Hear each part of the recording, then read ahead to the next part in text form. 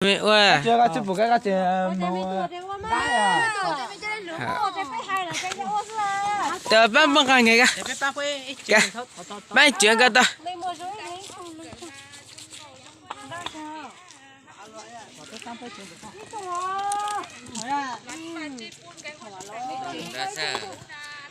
Bao à. Cái đồng ăn cái vậy bác cái chuyện này. Đi.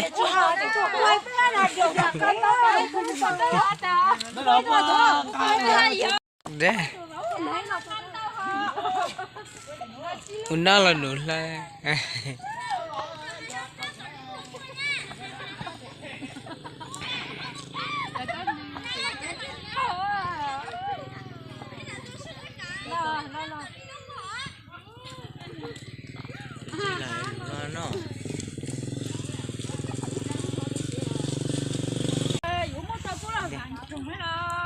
Con tê.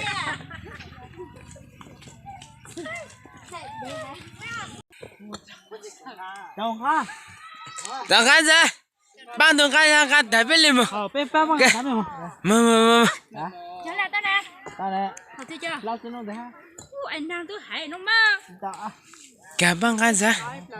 Mà. Hai nhà hả? Bằng cái gì hả?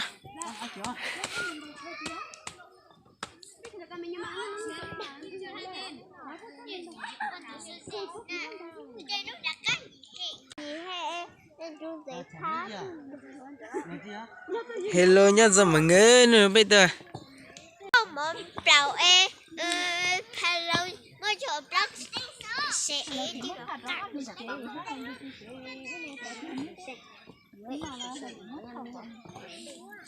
sẽ sẽ tụi mỏ. Ui thì làm béo.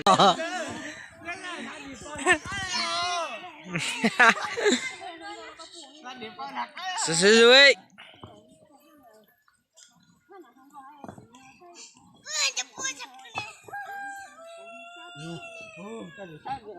Mới ra lửa nè.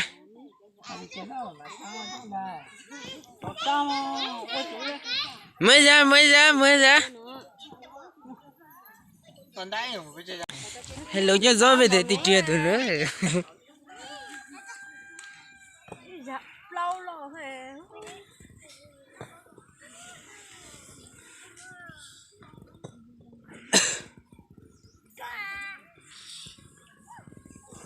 Vô xem mà. Xem.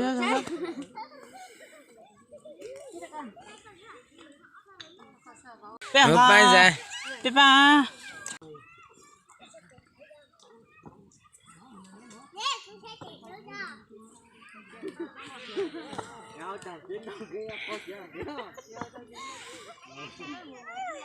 Ta chỉ đùa quá lắm. Một cái lá chè, nó đâu bé là con.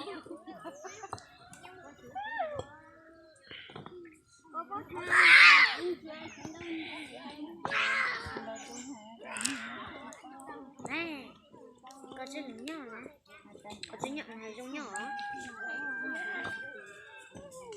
Mẹ cần đó là chú. Hả? Mẹ chưa cần ta. Mẹ chưa cần ta. Hả? Hả? Có cần đó chứ mà. Chứ. Còn chứ mà. Có cần đó được chứ mà. Đây là nồi này liên quan đó rồi. Cái gì nó lẹ.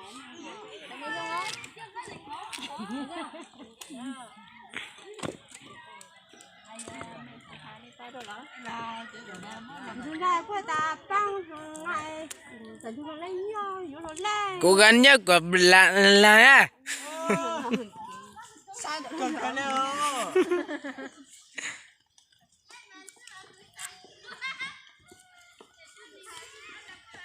Mấy con chú tao ở ngã bên luôn.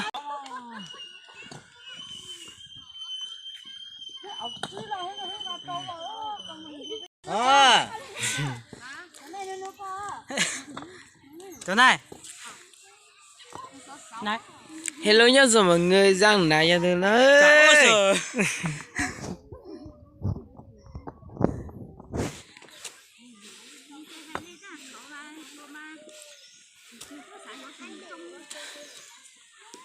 Lúc nãy à chu nè.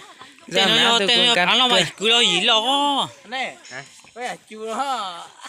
Chú giống là chú á. Một lần trả rồi tôi luôn giờ mà cho hai heo. Ra. Nó để rồi nó mất giá.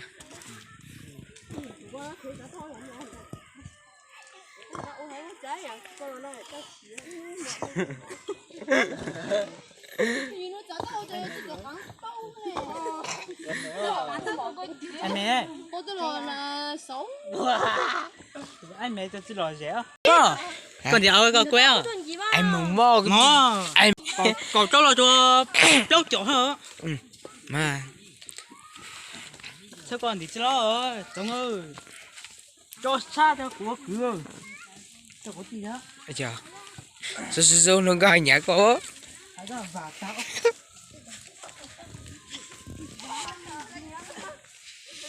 Ui. Chùa phê hắn nó say đau. giờ Chùa phê nó say đau. Sao mày không tháo cái sao? Bỏ con.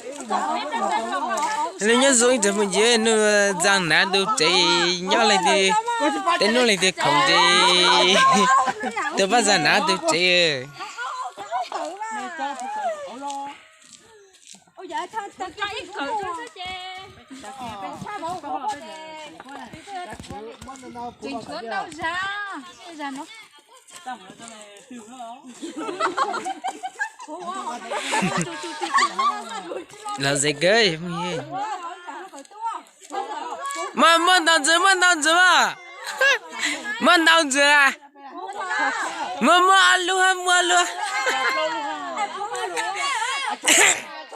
wow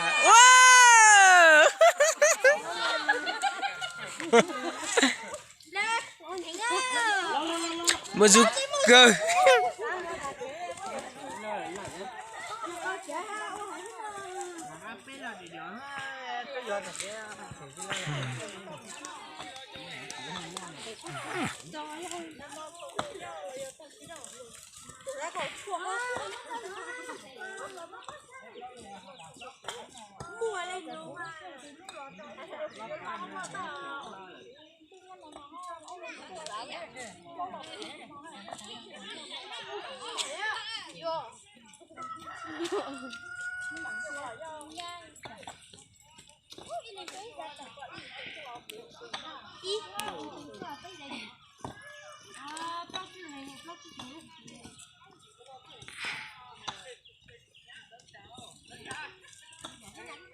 bây giờ đi trưa tụi nó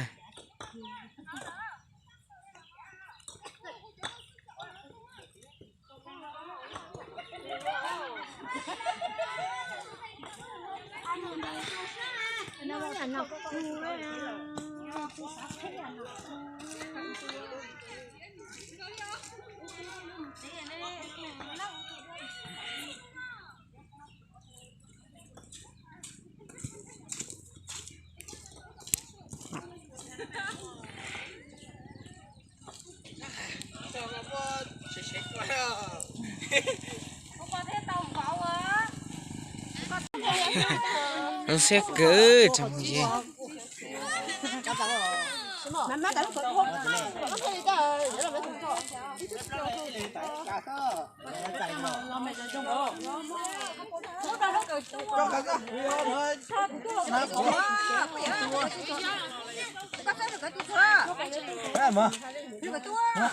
mà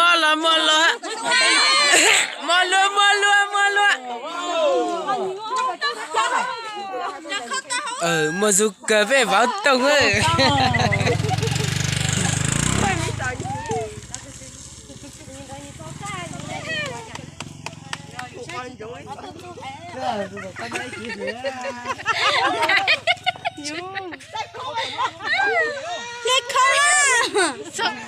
Hôm nay số con nó ăn được không? Mày ra cho con một ký. Rồi, xem nó là những cái phải Mẹ mở rồi mẹ học chuyện gì mẹ? mở nữa. À thế nên nó chỉ cái ra họ chỉ thế ha. 要么弄买没去啊？弄上去多。 Có ai ra? Yang nggak cerita. Gengkam mau.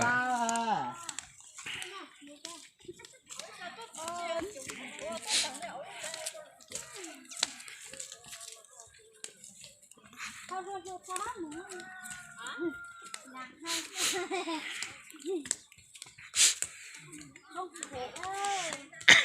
Thế coi nha. Nói láo. Thấy chưa? Muốn chơi về, muốn Đâu? chơi đâu. Wow! Đi cưới à? Đi khao à. Đi cưới mà trả. Về. Ở cờ lưới tao nói à. Thế đâu nữa, chả sửa đi chơi đâu. Mà bố chi mà tụt đâu. Người khác thì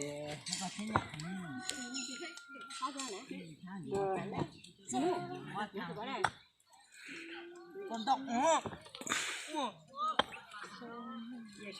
Còn cái gì nè?